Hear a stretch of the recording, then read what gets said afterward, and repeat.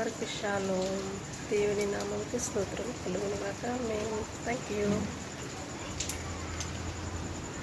Praise the Lord. ఈ దిన వాగ్దానము, దేవా నా బాధలు నీ వాక్యమే నన్నుకు నెమ్మది కలుగజేయుచున్నది. కీర్తనల గ్రంథము 119వ అధ్యాయము 50వ వచనం. నిజమే కదా, మనం బాధలో ఉన్నప్పుడు ఎవరి ద్వారా అయినా కూడా దేవుని వాక్యం విన్న ఎడల మన హృదయానికి ఎంత సమాధానం, ఎంత హృదయం మళ్ళీ తెప్పరిల్లుకొని బలముతో ఎంత ఇదిగా ఉంటుంది కదా.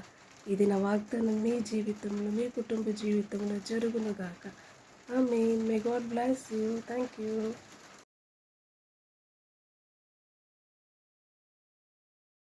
అందరికి షాలోమ్. దేవుని నామంకి స్తోత్రం కలుగును గాక. మేము థ్యాంక్ యూ.